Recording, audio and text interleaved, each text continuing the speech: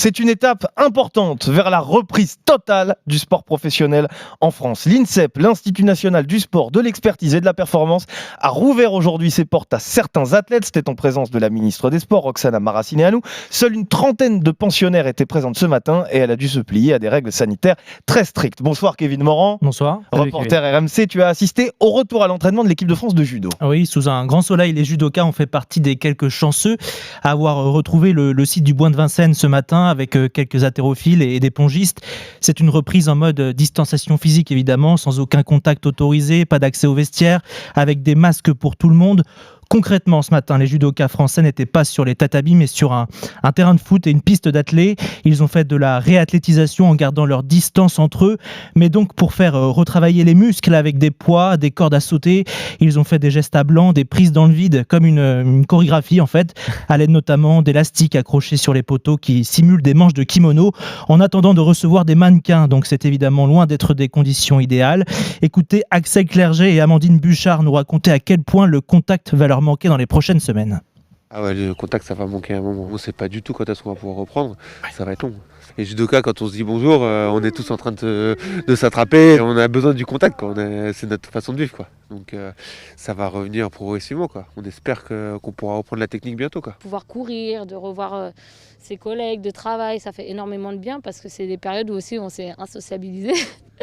Voilà, c'est vrai que le kimono il manque, mais je sais qu'on va le remettre à un moment donné et puis on aura beau faire toutes les cardio qu'on veut, ça remplacera jamais l'impact, l'adrénaline pendant les combats.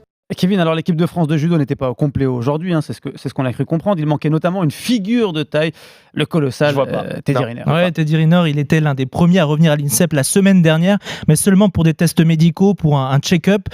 Pour la partie entraînement, le double champion olympique n'est attendu que la semaine prochaine. Et puis côté équipe de France féminine, Clarisse Agbeyenou n'était pas là non plus.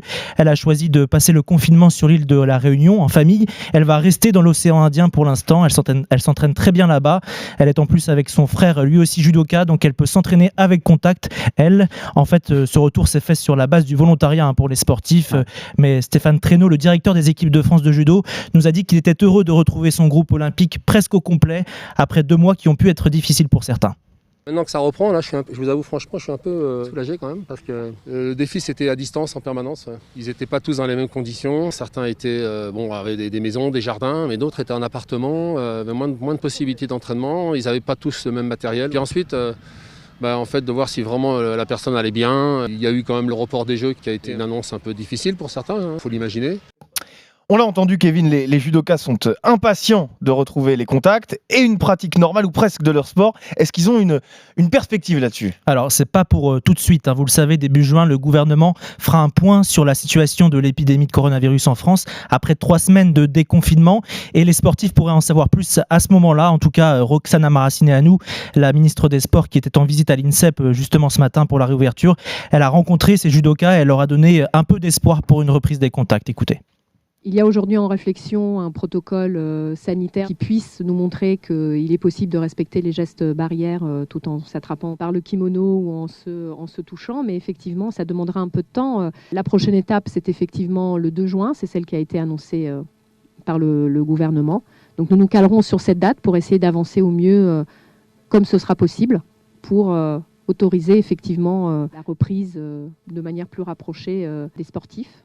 Tiens Kevin, un mot de l'INSEP qui a rouvert ses portes et qui n'a donc retrouvé qu'une toute petite partie de ses athlètes aujourd'hui, qui a choisi qui reviendrait en premier sur quels critères. Alors, on l'a dit, une trentaine d'athlètes ont repris aujourd'hui. Ils seront à peu près le double demain. Haltérophilie, tennis de table, judo et la lutte ont ouvert la marche. La natation devrait leur emboîter le pas très vite. La piscine de l'INSEP a d'ailleurs été vidangée pendant le confinement. L'escrime pourrait revenir début juin, le taekwondo plutôt après l'été.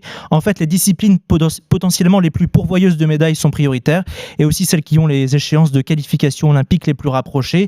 Tout ça, c'est décidé en concertation entre les fédérations, l'Agence nationale du sport et l'INSEP, donc dirigé par Gany Yalouz, qui nous a expliqué ses choix. On a tous envie que l'équipe de France brille. On parle de 2024, mais moi je vais vous parler déjà de 2021. Je vais vous parler déjà des qualifications. Par exemple, l'haltérophilie va avoir des compétitions à partir d'octobre de qualification. Et on fera du cas par cas avec une priorité, avec l'agence qui doit identifier aussi, avec les fédérations, les athlètes prioritaires. Il n'y aura pas les 800 athlètes qui habituellement, c'est clair. On ne peut pas intégrer tout le monde d'un bloc. On serait des fous furieux si on fait ça. Une n'y a pas de compétition internationale avant l'automne. Et puis les Jeux Olympiques, ce sera en juillet 2021.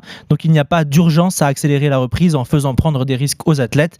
C'est une reprise donc tout en prudence à l'INSEP. Le reportage de Kevin Morand pour RMC. Merci Kevin. Bah tiens,